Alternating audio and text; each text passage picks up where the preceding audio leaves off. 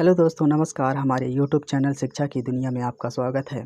दोस्तों, आज का हमारा टॉपिक है एमपीपीएससी। एमपीपीएससी से रिलेटेड सारी जानकारियाँ आपके साथ शेयर करूँगा।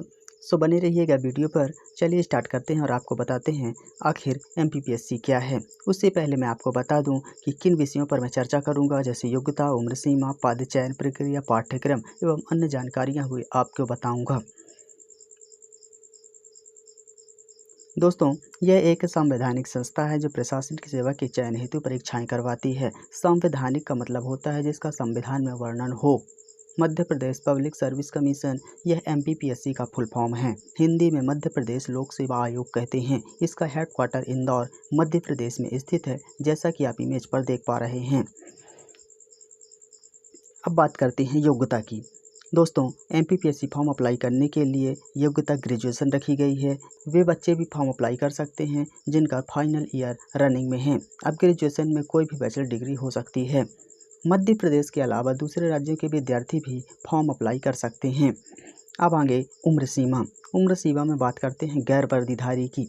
21 वर्ष से 40 वर्ष के पहले तक ये फॉर्म अप्लाई कर सकते हैं, जिनमें अनुसूचित जाति, जनजाति, पिछड़ा वर्ग एवं दिव्यांगजनों को 3 से 5 वर्ष की छूट दी जाती है, जिसमें SC/ST वालों को 5 वर्ष की छूट तथा OBC वालों को 3 वर्ष की छूट दी जाती है। अर्थात 45 वर्ष के पहले तक ये फॉर्म अप्लाई कर सकते हैं।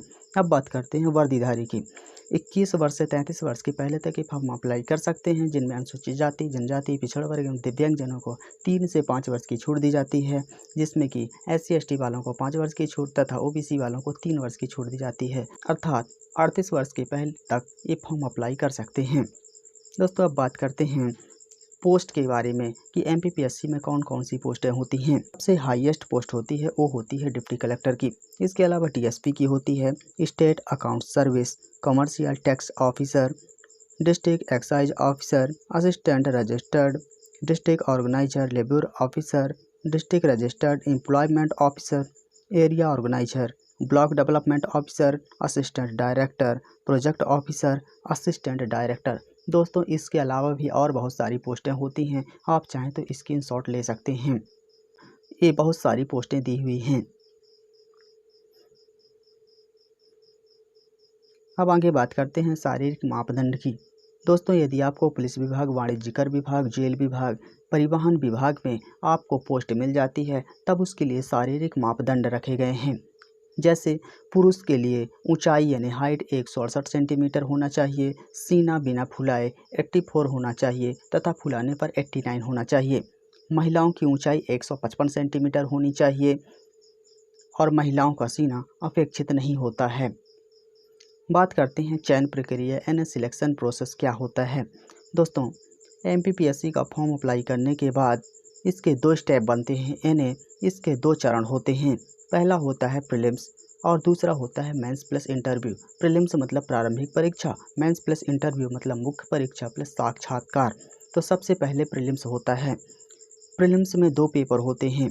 पहला होता है GS मतलब सामान्य अध्ययन जनरल स्टडी का, और दूसरा पेपर CSAT का होता है।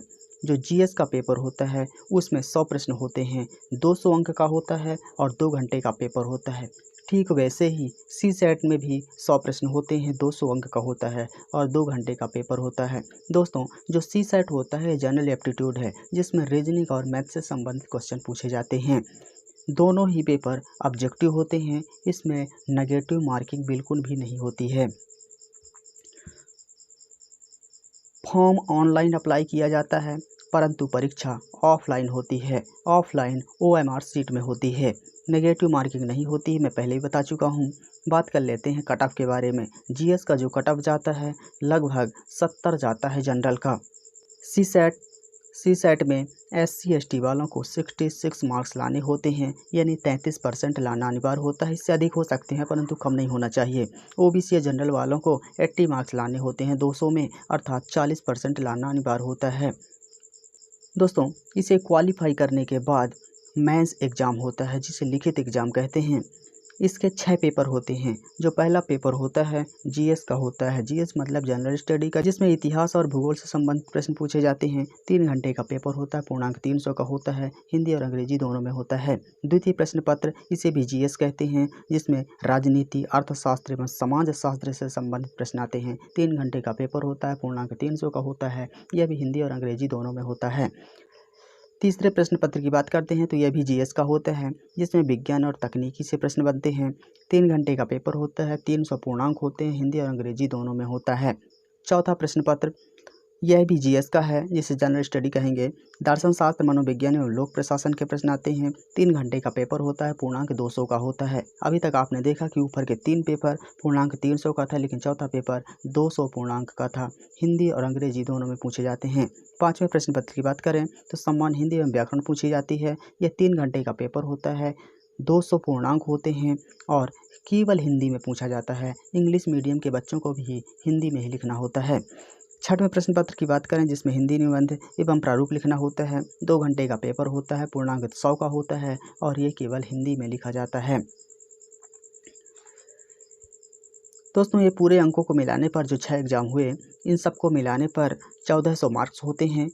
इसको क्वालिफाई करने के बाद इंटरव्यू होता है। तो जो मेंस होता है 1400 मार्क्स का, इसकी कट ऑफ की बात करें तो वही लगभग 800, 900 या 1000 के बीचों बीच लगभग जनरल का कट ऑफ जाता है। इंटरव्यू 175 अंक का होता है, यानी टोटल 1575 मार्क्स का एग्ज़ाम हुआ।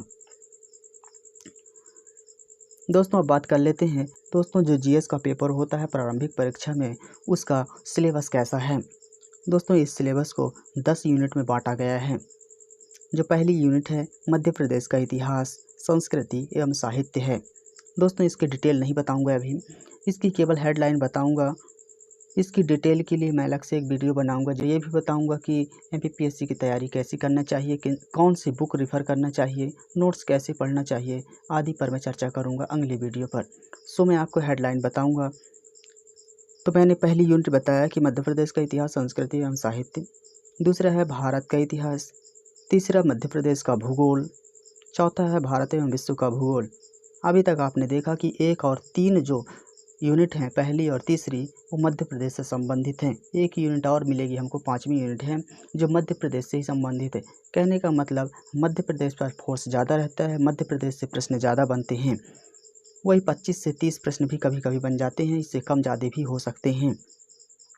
बात करते हैं 5वीं यूनिट की, राज्य की संवैधानिक व्यवस्था, राज्य की अर्थव्यवस्था। ये भी मध्य प्रदेश से ही संबंधित है, यानी 1, 3, 5 मध्य प्रदेश से ही संबंधित है। यूनिट 6 भारत का संविधान, शासन प्रणाली एवं अर्थव्यवस्था। यूनिट 7 विज्ञान एवं पर्यावरण। यूनिट 8 अंतर्राष्ट्रीय एवं राष्ट्रीय समसामयिक घटनाएं। यूनिट 9 सूचना एवं संचार प्रौद्योगिकी। यूनिट 10 राष्ट्रीय एवं प्रादेशिक संवैधानिक संविधिक संस्थाएं।